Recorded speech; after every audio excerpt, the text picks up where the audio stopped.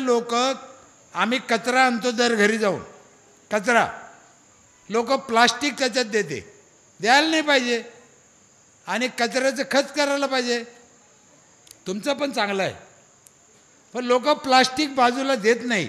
आम्ही काय केलं, 2 वर्षांनी त्या बाईला एक पिशवी दिली, कचरा ठेवायला कुंडी दिली, ट्रॅक्टर आमचं घरोघर जातं, रोज कचरा आणतं, आणि त्या बाईला सांगितलं प्लास्टिक जर बाजूला ठुलं तर तिच्याकडून 15 रुपये किलोनं विकत घेतो आम्ही ते प्लास्टिक, फेकीतच नाही. आता महिला एवढ्या हुशार झाल्या, तिचं तर ठुतीच.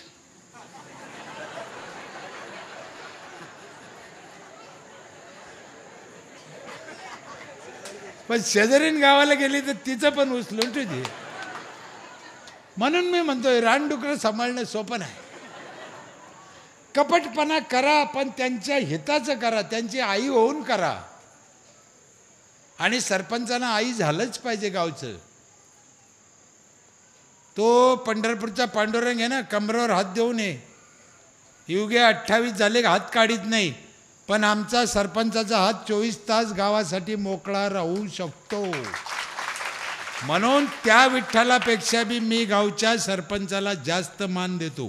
कुणाला काय वाटू, सरपंच ग्रामसेवक याच्याशिवाय गावचा विकास नाही. ते माणूस मेलं का नोंद करीत नाही पंचायतमध्ये, त्या दिवशी नोंद केली पाहिजे. सरपंचाला 21 दिवसाचा अधिकार आहे. दप्तर जातं पंचायत समितीला, मग नोंद करायची तर कोर्टात जावं लागतं, वकील लावा लागतो, 5,000 खर्च येतो, गावात वाद होतो, भांडणं होते. तो म्हणतो सरपंचानं तोंड पाहून नोंद केली नाही, राग होतो. मग आम्ही काय केलं, जो माणूस म्हातारं मेलं त्याच दिवशी नोंद करीन, तर त्याच्या बापाला जाळायला लागणारे लाकडं ग्रामपंचायत फुकट देईल. मग त्या लाकडाच्या आशेनं ते अर्ज करतं, नोंद होती ना. आपल्याला काय, साप बी मेला पाहिजे आणि काठी बी नाही मोडली पाहिजे. महिला लग्नाची नोंद करीत नाही, करते का नाही, केलं पाहिजे. एक बाई आली आमची इथं, ती म्हणे दादा माझ्या पोराच्या जन्माची नोंद करायची. म्हणलं बाई बैस, पाणी बिणे दिलं तिला प्यायला. म्हणलं तो पोराच्या जन्माची नोंद करतो, काय अडचण नाही, पण तो लग्नाची नोंद करेल आहे का? म्हणे नाही. म्हणलं मग कोणाचं आहे? इतका राग आला साहेब तिला, सत्य घटना आहे. सगळ्या गावानं रडत गेली. मला इतक्या शिवाय द्यायला लोका देखत तिनं, मेला तुला लाज वाटते का, कोणा सरपंच केला, असा हलकट सरपंच राहतो का? पण सगळ्या गावच्या बायाला माहीत झालं, लग्नाची नोंद नसली तर पोराची नोंद करीत नाही. आता हळद लावूनच येते, आमच्या लग्नाची नोंद करा, विषय मिटला. आणि लग्नाची नोंद करायला TC जोडायला लागते. त्याच्यामुळं माझ्या गावात अल्पवयीन मुलीचं लग्न होतच नाही. आता मागच्या वर्षी आपल्या सदस्याच्या पोरीचं लग्न मोडलं, 1 दिवसाचा फाल्टा होता. सदस्य ग्रामपंचायतचा 18 वर्षाला 1 दिवस कमी होता. हनुमंतरावच्या मंदिरासमोर, खोटं बोलत नाही, ग्रामपंचायत सदस्य नाही नोंद घेतली आम्ही वाडीवरचा. 18 वर्षाला 1 दिवस त्याची पोरगी कमी पडत होती, नाही ऐकलं आम्ही. हे राग नाही आहे, लोकाला वळण लागलं, लोक शिकले पाहिजे, लोक हुशार झाले पाहिजे, आणि त्याच्यात त्याचं कल्याण आहे.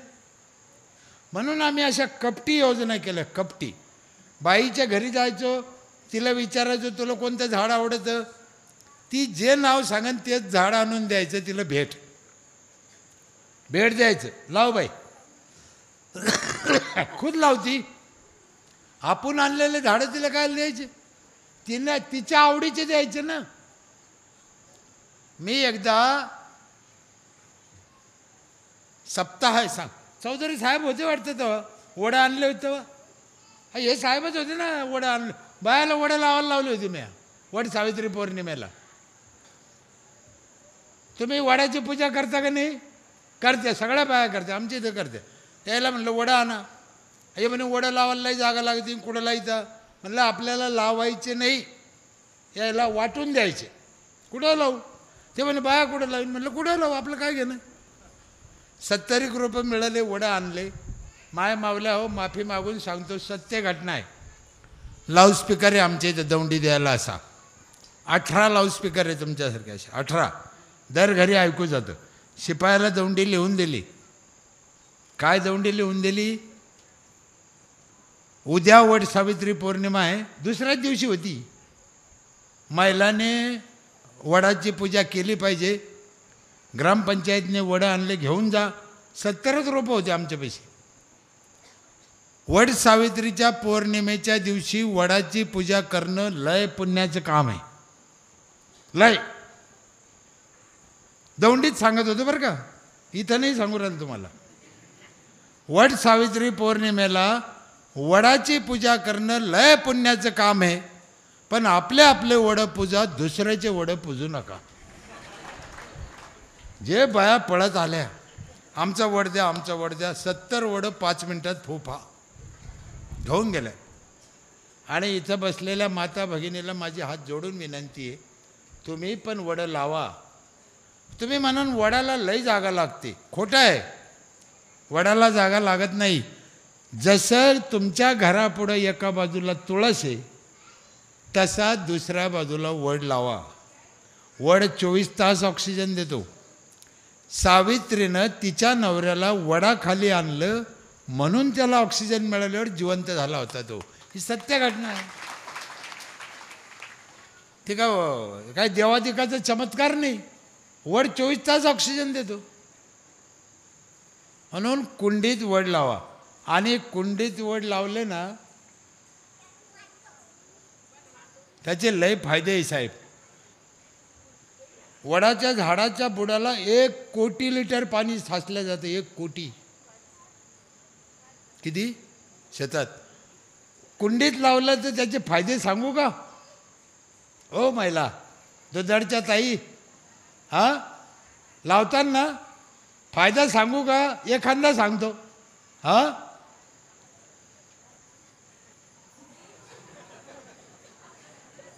कुंडीत जर वड लावला दरुजा पुढं, तर आपला वड आपल्या डोळ्यापुढं राहतो.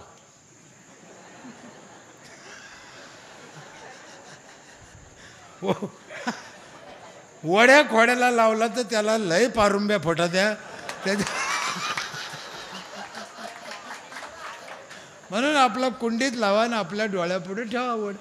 दर महिला वड. जशी तुळस तसा वड.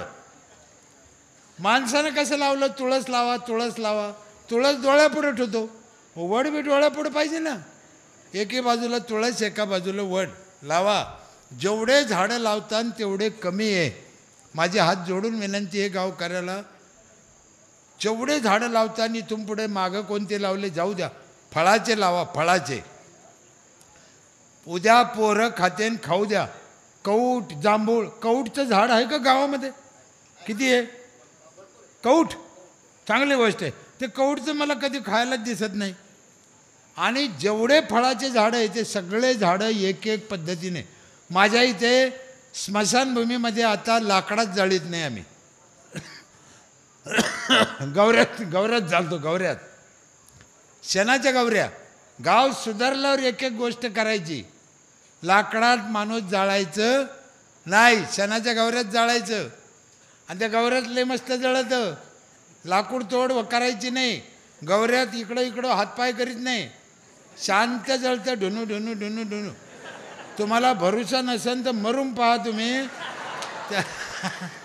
हा ना, त्या गवऱ्यात लय मस्त जळतं. गवऱ्यात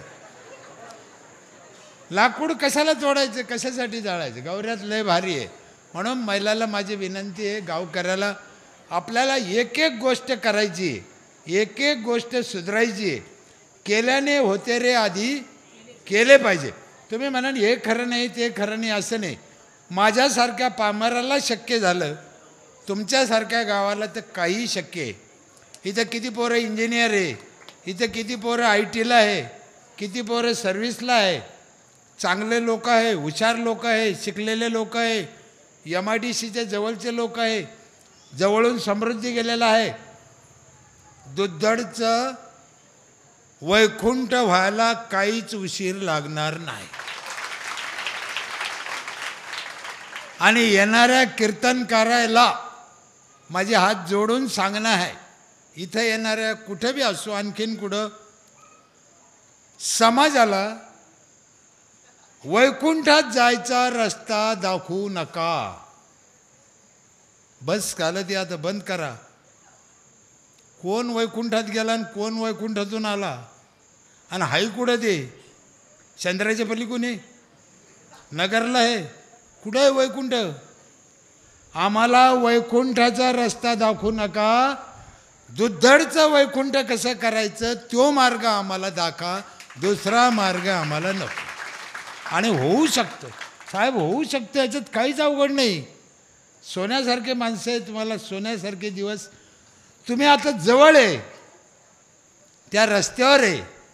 मी तुम्हाला मनापासून दंडवत करतो. तुम्ही भाग्यवान लोक आहे, तुम्ही इथपर्यंत आले. थोडं चालायचं आहे आता, काय लय लांब नाही.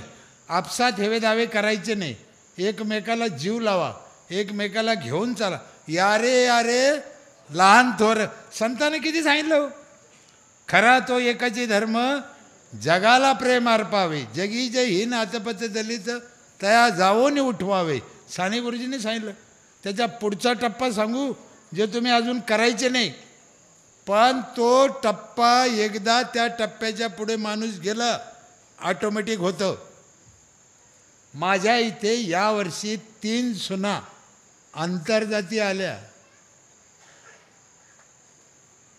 सख्या सुना आमच्या 3 गावातल्या, आणि मस्त नांदू राहिल्या.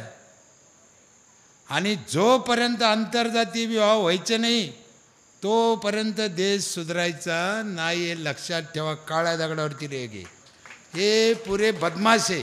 हे जेवढे मंत्रिमंडळात बसले ना हरामखोर, याची एकाची सोयरीक जाती संघ नाही आहे. कोणाची आहे? एक नाही, एकाही मंत्र्याची सोयरीक त्याच्या जातीत नाही. आणि ते आमच्यात भांडणं लावते खाली.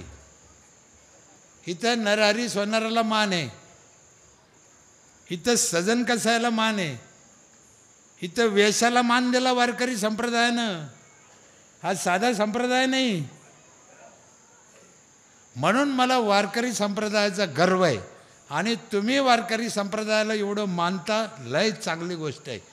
जगात आपलं कल्याण व्हायचा एकच रस्ता आहे, वारकरी संप्रदाय.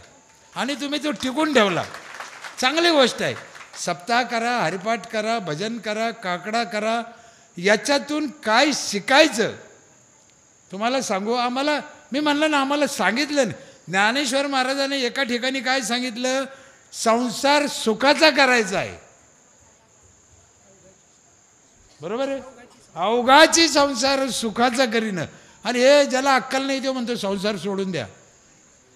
संसार सोडून द्या आणि काय करा, अंगाला वाव होऊन द्या. संसार सोडायचा नाही, संसार सुखाचा करायचा आहे. आणि सुखाचा संसार करायसाठी सप्ताह आहे. या सप्ताहामध्ये 7 दिवसात ज्ञान घ्यायचं, मनापासून ऐकायचं. मी आलो पाहतो ना, संध्याकाळी सगळे एका पंक्तीला बसत होते, गोडी गोविंदानं फराळ करत होते, नाचत होते, बागडत होते, हरिपाठ करत होते, भजन म्हणत. खरंच चांगली गोष्ट आहे. मला मनापासून आनंद झाला. दुद्धडसारखे महाराष्ट्रात अनेक गावं हो, त्यांना सुख मिळो, त्यांच्या गावचं स्वर्ग हो. अहो, एका ठिकाणी तुकाराम महाराजाच्या अभंगात काय लिहिलं माहिती आहे, स्वर्गीचे लोक इच्छिते. महाराज यांनी स्वर्गीचे देव इच्छिताती, म्हणजे पृथ्वीवर यायला देव तरसले. आणि या मला स्वर्गात काय घेऊन जाते, मग काही गरज नाही. आपला इथं स्वर्ग आहे. कशी घाण होती इथं, तुम्हाला आठवत असेल. किती चांगलं झालं, किती माझे पाय रोखले नाही आले तर मी त्या तिकडे गेलो चालत. मला खरं मनापासून आनंद झाला. गाव मनाने एवढं पैसे वर्गणी करून केलं, लोक वर्गणी. मी मनापासून दंडवत करतो बा, इतके चांगले माणसं पाहिले. अजून बी ज्या ज्या वेळेस तुम्ही भाजपमध्ये राहा, तुम्ही काँग्रेसमध्ये राहा, तुम्ही राष्ट्रवादीत राहा, मला घेणं नाही. पण ज्या दिवशी गावाचा विषय येईल त्या दिवशी सगळ्यांनी एक व्हा. आपल्या गावचं हित आपण करा. आपली काय म्हणायचं अभंग, आपण आपली आपुली आपण करा सोडवणूक. बरोबर आहे. तो बी अभंग तोच आहे. जो असे आपुल्या काय आपुल्या हिता जो असे जाग. मला येत नाही ना अभंग म्हणता, पण माहीत आहे ना. कीर्तनात ऐकलं, प्रवचनात ऐकलं, थोडे ध्यानात ठेवलं. म्हणून आपण सगळ्यांनी या गोष्टीचा आनंद घ्या. आज महाराज लय चांगले, तुम्हाला माहीत आहे, तुमच्या गावाला एकदा येऊन गेलेले सानप महाराज हिंगोलीचे आमचे दोस्तच आहे महाराज. आदर आहे. शक्य झालं तर मी पण कीर्तनाला थांबणार आहे महाराज. लवकर आले असतील बहुतेक. पुन्हा एकदा साहेब 9:40 झाले. आपल्याला 15-20 मिनिटाची सुट्टी द्यायची आहे आणि लगेच कीर्तन 10 वाजता 9 पावणे 10 झाले. बोलायच्या नादात खरं म्हणजे ह्या व्यासपीठावर माझ्यासारख्या पामरानं बोलू नये.